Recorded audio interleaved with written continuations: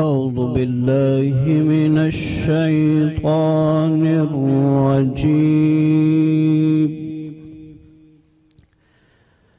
بسم الله الرحمن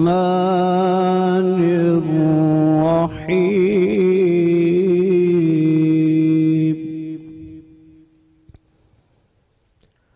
يا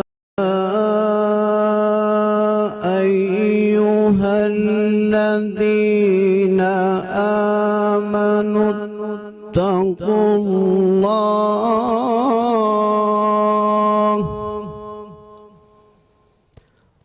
وقولوا قولا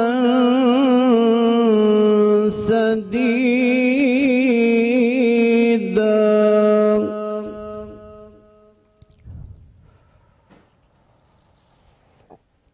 يصلح لكم أعمالكم ويغفر لكم ذنوبكم ومن يطع الله ورسوله فقد فاز فوزا عظيما.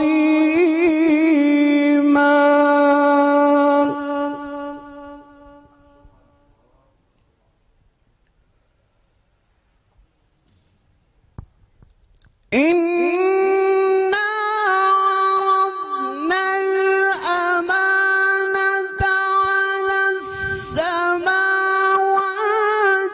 والأرض والجبال فأبين أن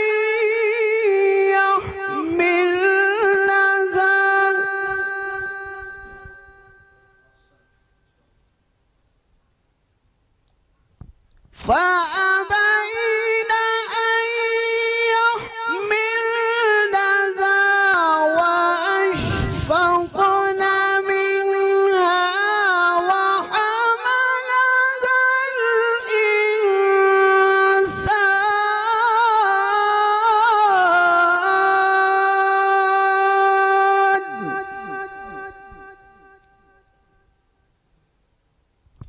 إنه كان ظلوما جهولا.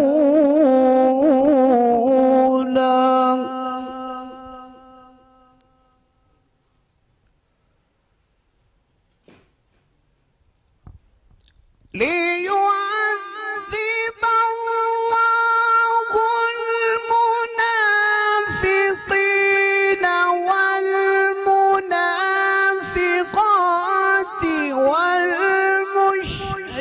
والمشركين والمشركات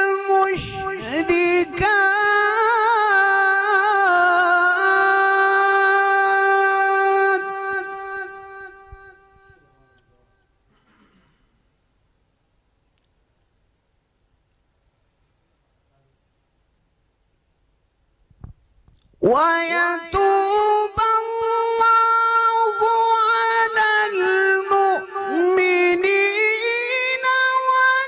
والمؤمنات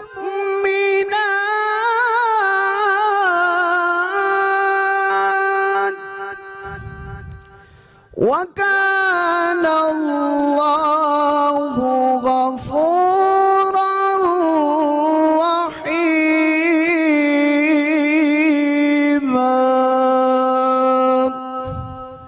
صدقت يا رب العالمين.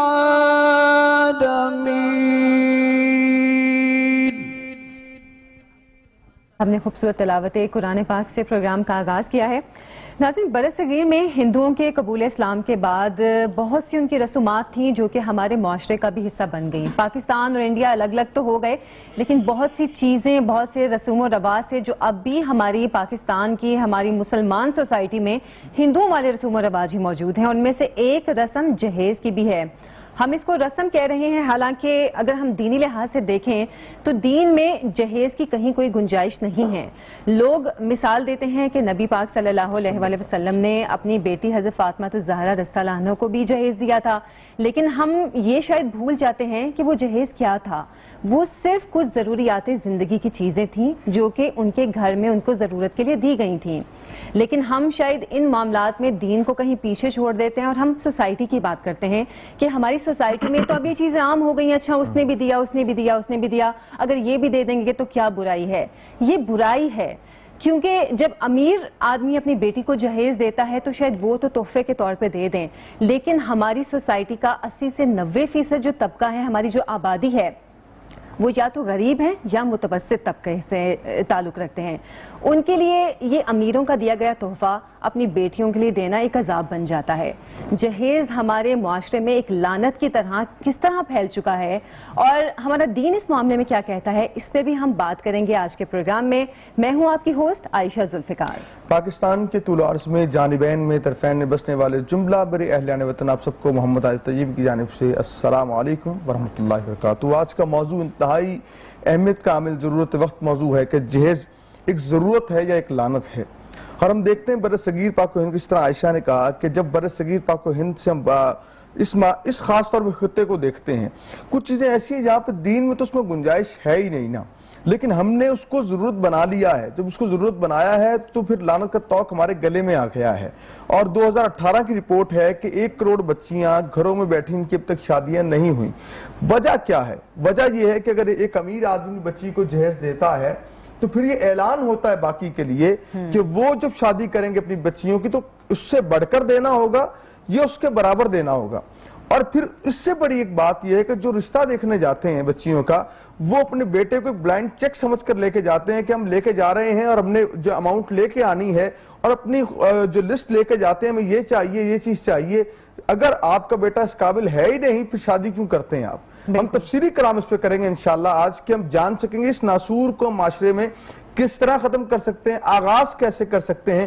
مختلف طبقہ زندگی کے لوگ ہمارے ساتھ ہوں گے, کچھ فاؤنڈیشنز کے لوگ بھی ہوں گے جو اپنے تجربات کی روشنی میں یہ بات ثابت کریں گے اور بتائیں گے, اور سیکھنے کی ہم کوشش کریں گے آج کی نشریات میں کہ ہمیں اس لعنت سے کیسے چھٹکارا مل سکتا ہے, کیسے ہم جہیز سے جان چھڑا سکتے ہیں اور اپنے معاشرے کو ایک مثالی معاشرہ بنا سکتے ہیں. پینل کی طرف جائیں گے عائشہ. ہمارے ساتھ خالد شاہ صوفی صاحب موجود ہیں, علم دو شخصیت ہیں, صحافی بھی ہیں, اور اس پہ تبصرہ انشاءاللہ ان سے لیں گے کہ یہ جو ناسور ہے, ایک لعنت ہے, یہ ہم میں کیوں صلاحیت کرتی جا رہی ہے. جی بالکل. اور ہمارے ساتھ عائشہ عمران مرتضیٰ صاحبہ ہیں, ڈائریکٹر HR فاؤنٹین ہاؤس ہیں. آپ کو پروگرام میں خوش آمدید کہتے ہیں. آپ سے ہی پروگرام کا آغاز کرتے ہیں کیونکہ فاؤنٹین ہاؤس ہم سب کو پتہ ہے کہ وہاں پر کچھ ذہنی امراض کے حوالے سے لوگ آتے ہیں. جہیز ایک لعنت ہے اور جہیز کے حوالے سے بھی بہت سے لوگوں کے ذہنی مسائل کا سامنا کرنا پڑتا ہے.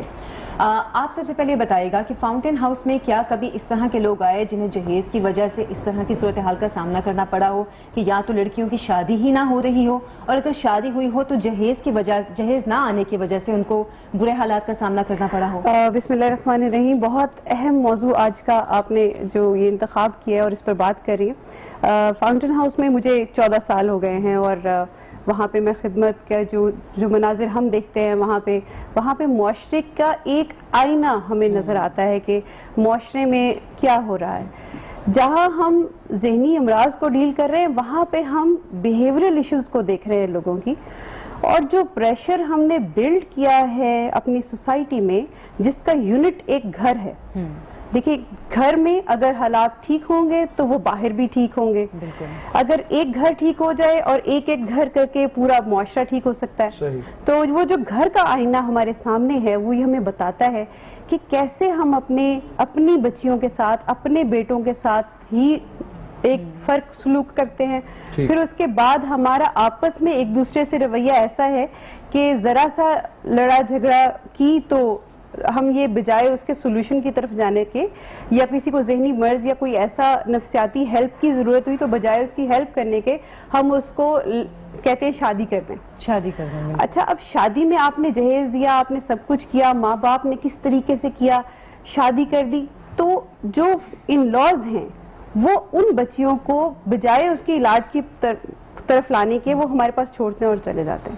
اچھا, ایسا نہیں ہوتا ہمارے پاس چھوڑ کے چلے جائیں؟ جی بالکل. کئی ایک تو بچیاں ہمارے پاس جو یہاں پہ سال ہر سال سے رہ رہی ہیں, یہ وہ ہیں کہ جن کی شادی کر دی گئی کسی بھی طریقے سے, اور اس کے بعد علاج کے لیے نہ ہی ان لاز نے ذمہ داری لی اور نہ ہی ماں باپ پھر سامنے آئے, وہ یہاں داخل ہوئی, اب وہ ٹھیک ہو چکی ہیں لیکن وہ انتظار کر رہی ہیں کہ کب ہمارے پیارے ہمیں لینے آئیں گے, کب میرا بیٹا مجھے ملنے آئے گا, کب میرا ہسبینڈ واپس آئے گا اور مجھے لے کر جائے گا.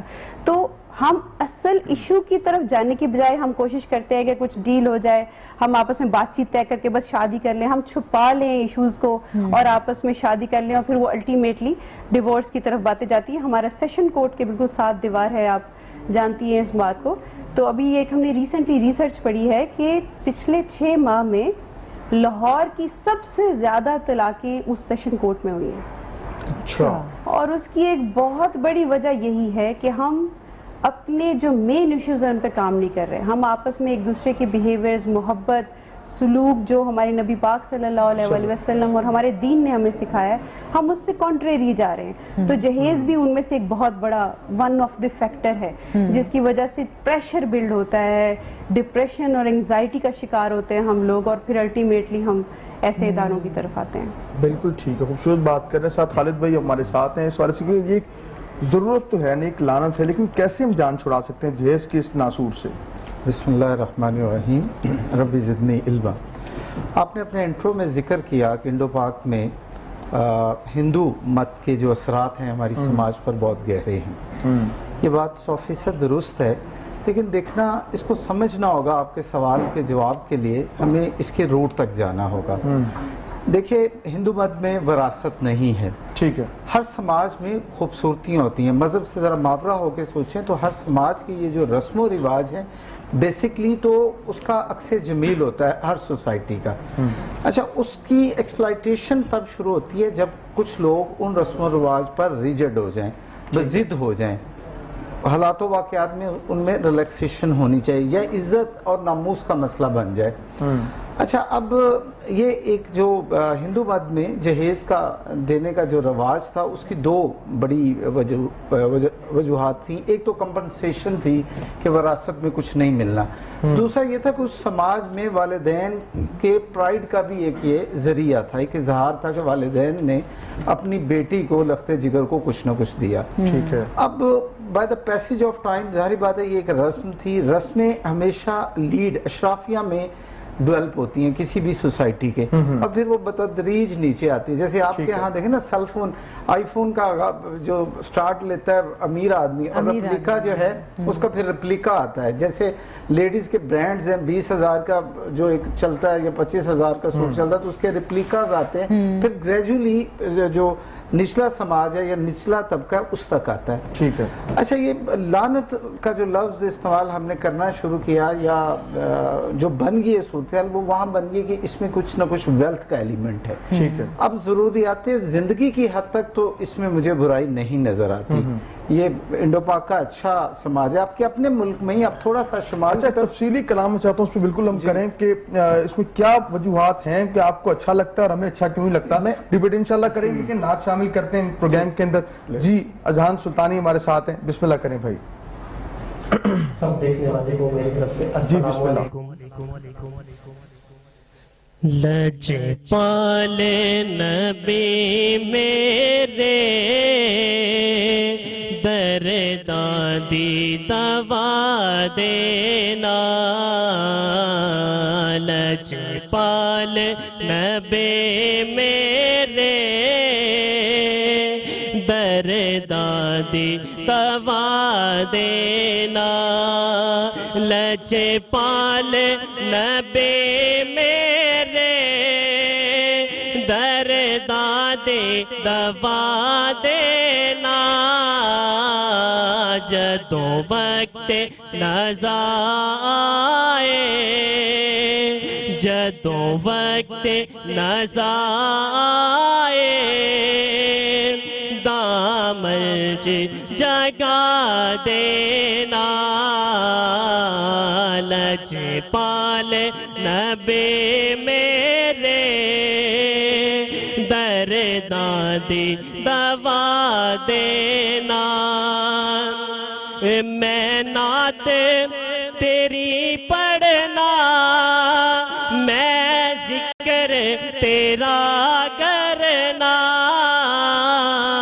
میں نعت تیری پڑھنا, میں ذکر تیرا کرنا.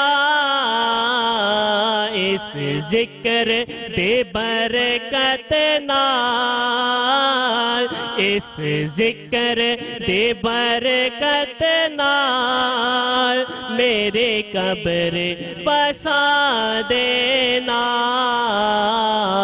لجپال نبی میرے درداں دی دوا دینا دل روندا اے جاندے نے جدو لوکی مدینے نو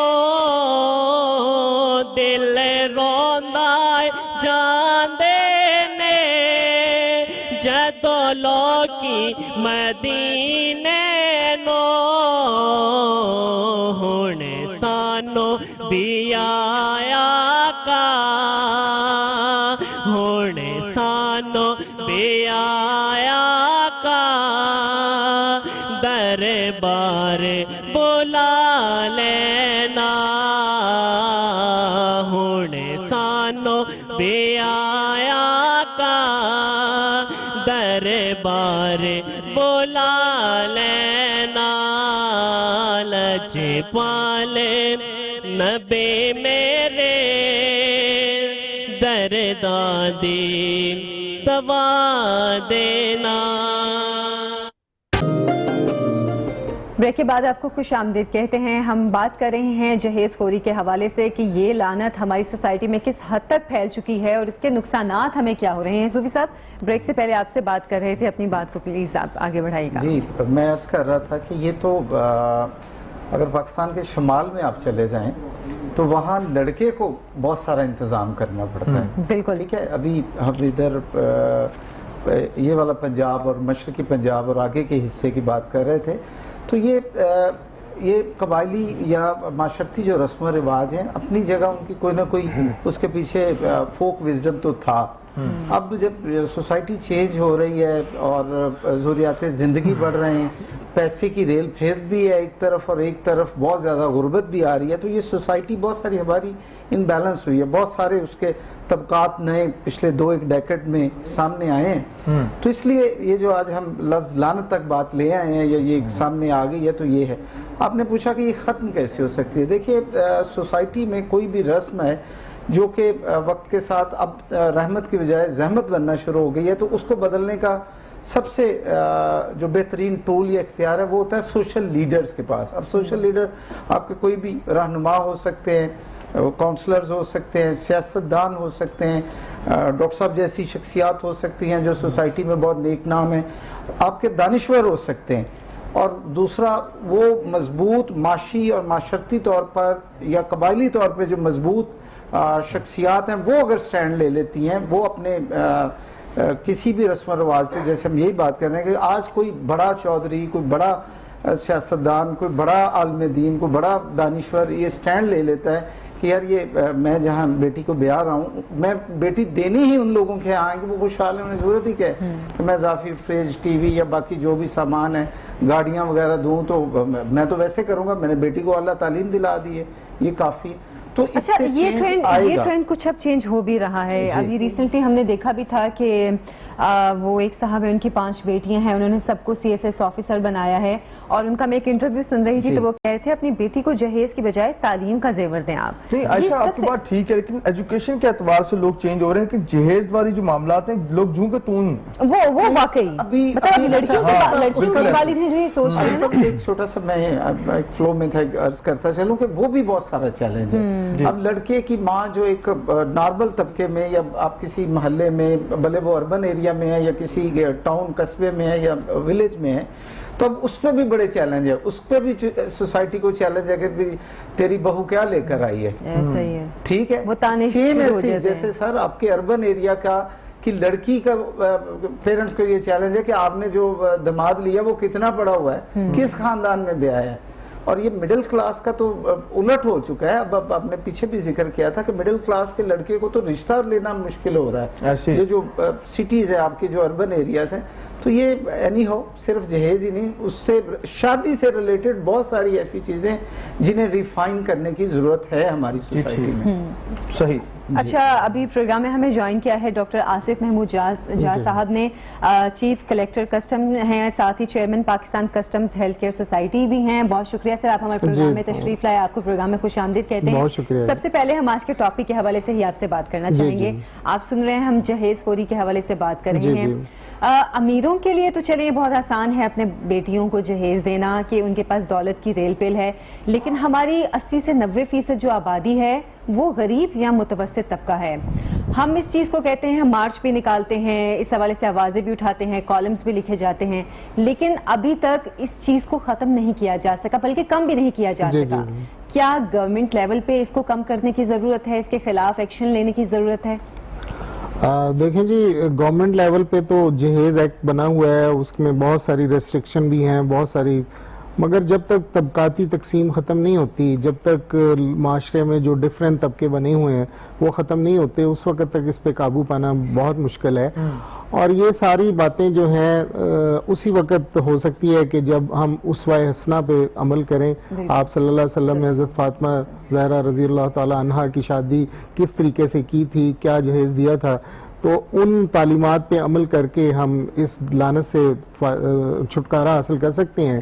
آپ نے ذکر کیا کہ سی ایس ایس انہوں نے ان 5 بیٹیوں نے کیا، تو وہ عام سے ریلوے کے ملازم تھے، مطلب ہے کوئی بہت بڑے آدمی نہیں تھے، مگر یہ تعلیم بہت بڑا زیور ہے. آج کل ٹرینڈ چینج ہو رہا ہے، اس طرف آ رہا ہے کہ لڑکے کہہ رہے ہیں کہ جی ہم نے جہیز نہیں لینا، ہم نے ایسے ہی. ابھی ہمارے ساتھ ہی ایک بچے نے شادی کی ہے، اس نے ایسی لڑکی سے شادی کی ہے جس کو ڈائیورس ہوئی تھی، اور پھر اس نے کہا کہ کسٹم کے ایک بڑے آفیسر کا وہ لڑکا بیٹا ہے، فیضان اس کا نام ہے، تو اس نے کہہ کے کہا کہ میں نے جہیز نہیں لینا، تو اس نے کوئی بھی جہیز میں چیز نہیں لی. پھر اس لڑکی سے بچی کی سال پہلے ہی جو ہے 1 سال میں طلاق ہو گئی تھی، اس سے شادی کی.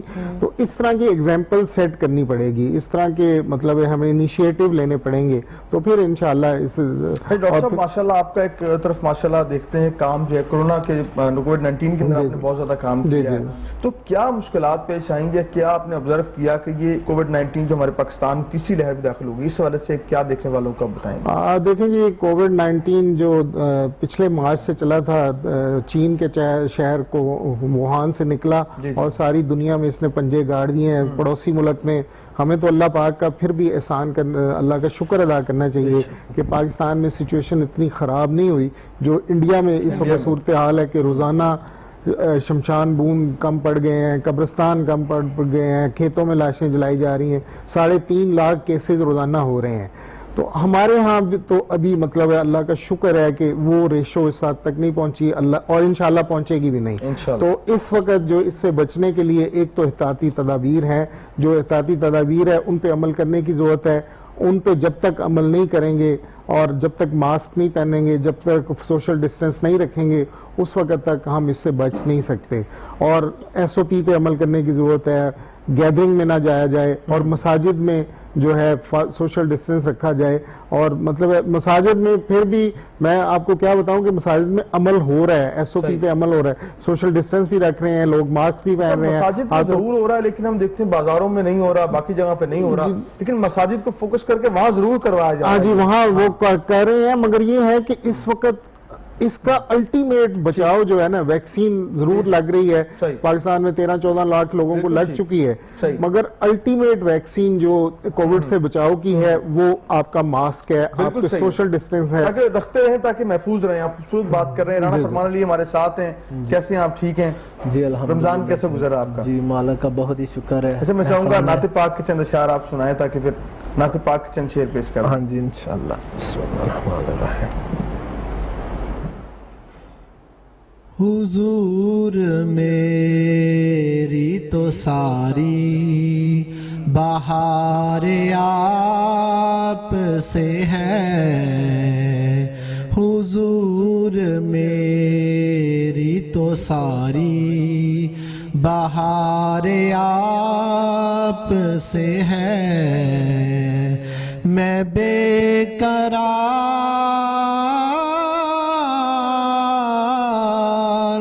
میں بے قرار تھا میرا قرار آپ سے ہے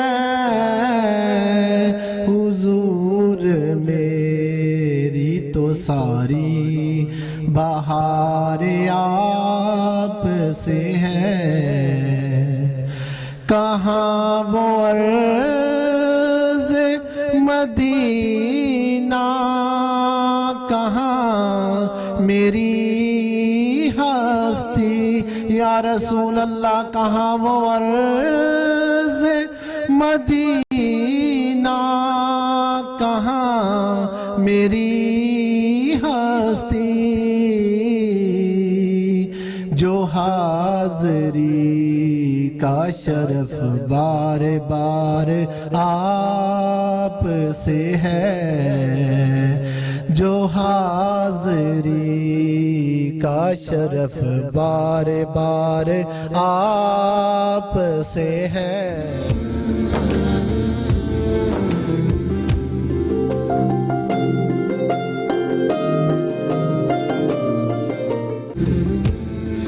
آپ کو خوش آمدید کہتے ہیں. ہمارا آج کا ٹاپک آپ کو پتا ہے جہیز خوری کے حوالے سے ہم بات کر رہے ہیں. عائشہ صاحبہ ہمارے ساتھ موجود ہیں, فاؤنٹین ہاؤس کی ڈائریکٹر HR ہیں. عائشہ صاحبہ, ہم اپنی سوسائٹی میں اگر دیکھیں تو اس وقت ڈپریشن بہت زیادہ ہو رہا ہے, فرسٹریشن بہت زیادہ ہو رہا ہے. کچھ ایک وجہ یہ بھی ہے کہ لوگ کہتے ہیں کہ ہماری بیٹیوں کے رشتے اس وجہ سے نہیں ہو رہے, جہیز نہ دینے کی وجہ سے, لڑکیوں کی عمریں زیادہ ہو رہی ہیں. کچھ لوگ کہتے ہیں کہ آپ کی بیٹی کس ادارے سے پڑھی ہے. یہ ایک بہت بڑا مسئلہ آ گیا ہے کہ کیا بڑے ادارے سے پڑھی ہے یا چھوٹے ادارے سے پڑھی ہے. یہ ڈپریشن کی بہت بڑی وجہ ہو گئی ہیں. اس حوالے سے آپ بتائے گا کہ فاؤنٹین ہاؤس میں آپ چلا رہی ہیں, کس کس قسم کے ایشوز کا سامنا کرنا پڑتا ہے آپ کو سب سے زیادہ؟ جی بالکل. جہیز, سب سے پہلے تو میں مبارکباد دینا چاہوں گی آپ کے سلیکشن پہ, اس ٹاپک کی سلیکشن پہ. شکریہ. جیسے ابھی سر فرما رہے تھے کہ اس کو ایریڈیکیٹ کر رہے ہیں, اس کو درست کرنا ہے تو معاشرے کے بڑے لوگوں کو اس میں آنا پڑے گا. وہاں میڈیا کا رول بھی ہم بالکل بائفرکیٹ نہیں کر سکتے. جو میڈیا کا رول ہے وہ بہت امپورٹنٹ, بہت اسٹرانگ ہے. آپ جیسے سیلیبریٹیز جب اس کے بارے میں بات کرتے ہیں تو پھر اس بات کا اثر بھی زیادہ ہوتا ہے. تھوڑا سا میں اس کی نفسیاتی پہلو کو اجاگر کرنا چاہوں گی اور پھر میں آپ کو کچھ مسائل بھی بتاؤں گی جو ہم دیکھتے ہیں یہاں پہ. ہم نفسیاتی طور پہ ایک شکر گزار قوم ہونے کی ضرورت ہے. سب سے بڑی بات آپ نے کی. دیکھیں, ہم اپنے ماں باپ کے شکر گزار ہوں. ہمارے بچے آج کہتے ہیں کہ آپ نے ہمارے لیے کیا کیا ہے. ہم اپنے بہن بھائیوں کے شکر گزار ہوں, جو بھی انہوں نے, تم نے میری ہیلپ کی تھی, فلاں پیپر دے رہا تھا میری ہیلپ کی تھی, ان کے شکر گزار ہوں. پھر اس کے بعد ہم اپنے خاوند کے شکر گزار ہوں, خاوند بیوی کا شکر گزار ہو, بیوی کی ماں کا, باپ کا شکر گزار ہو کہ آپ نے اتنی اچھی تربیت کی اور پھر اس کے بعد اپنی بیٹی مجھے دے دی. اگر وہ شکر گزاری کا ایلیمنٹ ہمارے ہر شخص میں, جو ہمارے دین کی ریکوائرمنٹ بھی ہے, آ جائے تو ہمارے اندر جو یہ ایک انگزائٹی, ڈپریشن, ہماری سوچ کے اندر جو ایک نیگیٹیوٹی ہے وہ بہت کم ہو جائے گی. میں آپ کے توسط سے جو بھی اس وقت مجھے سن رہے ہیں وہ میں ان کو یہ کہنا چاہتی ہوں کہ ایک بار فاؤنٹین ہاؤس وزٹ کر کے دیکھیں. آپ دیکھیں کہ وہاں پہ بہت اچھی یونیورسٹیز کے پڑھے ہوئے, وہاں پہ باہر کے ملکوں سے پڑھ کے آئے ہوئے, وہاں پہ بہت اچھی ہائی سوسائٹی کی خواتین, مرد وہاں زیر علاج ہیں, اور وہ وہاں تک اس بیماری تک یا اس بیماری کے خراب ہونے تک کیسے پہنچے, یہ کہانی اس کہیں نہ کہیں ناشکری والے ایلیمنٹ سے جڑی ہوئی ہے. جب یہاں سے لوگ ٹھیک ہو کے چلے جاتے ہیں تو بھی اس کے بعد ان کے ساتھ ایسا رویہ رکھا جاتا ہے معاشرے میں کہ وہ دوبارہ سے ریلیپس ہو کے ہمارے پاس واپس آ جاتا ہے. اصل میں بات کا رویہ بہت میٹر کرتا ہے, بہت میٹر کرتا ہے. تو جہیز کی لعنت لفظ آپ نے کہا کہ تھوڑا سا اس پہ سوچنا چاہیے. جو بھی چیز ہم اپنے لیے پسند کرتے ہیں اپنے ساتھ والے کے لیے پسند کریں, شکر گزاری کا ہمارے اندر ایلیمنٹ ہو. اور آپ اس بات کو کبھی نہ بھولیں کہ جب آپ کسی کے لیے کچھ تکلیف, کچھ نیگیٹیوٹی لے کے جاتے ہیں, آپ نے دیکھا ہوگا اکثر لوگ آتے ہیں آپ سے پوچھتے ہیں کہ اسی بچے کے بارے میں پوچھتے ہیں جو فیل ہو رہا ہے یا جو بیمار ہے کہ ہاں بھی اس کا کیا حال ہے. وہ کبھی بھی آپ کے سکسیسفل بچے کے بارے میں نہیں پوچھیں گے, کیونکہ من حیث القوم ہم نیگیٹو بات کرنے کے اوپر فوکس کرتے ہیں, ہم ناشکری کے ایلیمنٹ کے اوپر فوکس کر رہے ہوتے ہیں. اس کی وجہ سے ذہنی بیماریاں بڑھتی ہیں. ہمارے پاس کچھ ایسے مریض بھی موجود ہیں ہم نشے کا علاج بھی کرتے ہیں. جو اکیلا بھائی تھا جس کی 6 بہنیں تھیں اور ان 6 بہنوں کی اگین شادی کی ذمہ داری اسے ایک بھائی پر تھی, تو الٹیمیٹلی اس پریشر کو سسٹین نہیں کر سکا, اور وہ اور بھی کوئی وجوہات ہوتی ہیں, لیکن اس پریشر کی بھی ایک بہت بڑی وجہ تھی جس کی وجہ سے پریشر ہے وہ نشے کی طرف چلا گیا. یہی پریشرز ہیں جن کی وجہ سے کئی باپ ہمارے پاس ہیں, کئی مائیں ہمارے پاس ہیں, اور کئی بچیاں ہمارے پاس ہیں جن کی شادیاں نہیں ہوئی یا شادی ہو کے ٹوٹ گئی, اور وہ اس طرح کی تمام طبقاتی نفرت سمجھ لیں یا جو گھریلو ہمارے پرابلمز ہیں جن کی اگین بیس میں سمجھتی ہوں یہ ناشکری کا ایلیمنٹ ہے, اس کی وجہ سے وہ وہاں تک پہنچ گئی. وہاں تک پہنچ گئے. بہت خوبصورت بات کی ہے ڈاکٹر صاحب نے. ساتھ یہ کہ ڈاکٹر خالد بھی ہمارے ساتھ ہیں. خالد بھائی, ہمارا آج کا موضوع جہیز اقلانت کیوں, لیکن ہم دیکھتے ہیں اسلام ہمیں ایک تحفظ بھی فراہم کرتا ہے, دین کامل ہے, دین فطرت ہے, لیکن یہاں پہ بیٹی کو رحمت قرار دیا گیا. لیکن اس معاشرے میں اب بھی کہیں بیٹی پیدا ہوتی ہے تو باپ کا منہ لٹک جاتا ہے, ٹھیک ہے, وہ کہتا ہے بیٹا پیدا کیوں نہیں ہوا. بیٹی پیدا ہوتی ہے, چہرہ اس کا اداس ہو جاتا ہے, اس کو اس کے نصیب کی فکر لگ جاتی ہے کہ اب تو یہ مجھے جہیز دینا پڑے گا, پتہ نہیں. یہ ایسا ایلیمنٹ, جبکہ دین کامل ہمیں تعلیم بھی فرما رہا ہے, پاکستان اسلامی جمہوریہ پاکستان بھی ہے, پھر ذہن کے اندر یہ فقدان کیوں ہے, کیا وجوہات ہیں ایسی؟ جی عارف صاحب, اس کا حل وجوہات تو ہم نے ذکر کر ہی لیا کہ کوئی کنٹینیوٹی ہے رسم و رواج کی, اور سماج بدل گیا, رسمیں وہیں کھڑی ہیں اور کسی نے بدلنے کی کوشش نہیں کی. اب اس کا حل کیا ہو سکتا ہے؟ آپ درست کہہ رہے ہیں کہ آج بیٹی کے ہونے پر یہ ساری باتیں جانتے ہوئے, نبی کریم صلی اللہ علیہ وسلم کی حدیث کو بھی جانتے ہوئے کہ بیٹی رحمت ہے اور کہ نجات کا ذریعہ اور بہت ساری باتیں, کیوں؟ بالکل ٹھیک ہے یہ بات. 3 وجوہات ہیں. ایک, آپ کی سوسائٹی میں عورت محفوظ نہیں. بیٹی پیدا ہوتے ہی باپ کو, پیرنٹس کو فکر لاحق ہو جاتی ہے کہ اس کو بیانے تک اس کی عزت, آبرو, اس کا سٹیٹس کیسے محفوظ. بڑا ایلیمنٹ. بے شک. دوسرا, جہیز.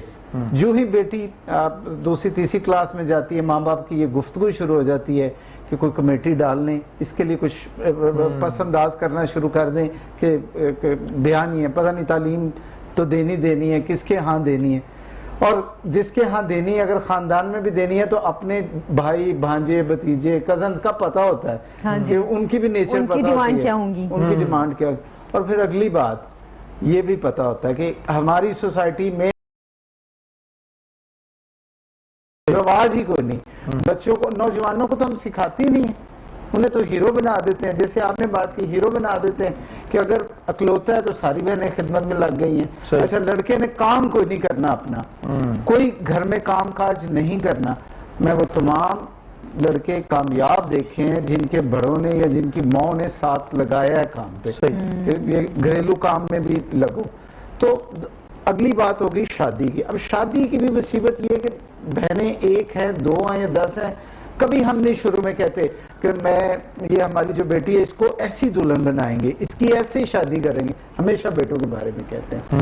اب خراب. اچھا, بیٹا تو جناب پیدا ہوتے ہی ٹین ایجر میں جب ہوتا ہے وہ ایک ہیروئک اس کے ایٹیٹیوڈ ڈیولپ ہو جاتا ہے کہ اچھا میں دھولا بنوں گا, میں اس کو یہ کوئی بات نہیں لرن کراتا کہ اللہ کے بندے تم نے اس قابل بننا ہے کہ کسی سے کسی کا ہاتھ لے سکو, شادی کر سکو, نبھا سکو. بالکل خوبصورت بات کی. ایک نعت شامل کر لیتے ہیں پروگرام کے اندر, نعت بھی حسن نشریات کا. جی قاضی صاحب وقاص بھائی بسم اللہ کریں. لب پر نعت پاک کا نغمہ کل بھی تھا اور آج بھی ہے, لب پر نعت پاک کا نغمہ کل بھی تھا اور آج بھی ہے. میرے نبی سے میرا رشتہ کل بھی تھا اور آج بھی ہے. لب پر نعت پاک کا نغمہ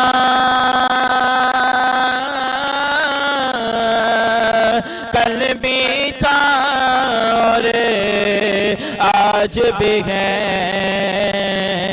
میرے نبی نبی سے میرا رشتہ کل بھی تھا اور آج بھی ہے، اور کسی جانب کیوں جائے، اور کسی کو کیوں دیکھے، اور کسی جانب کیوں جائے،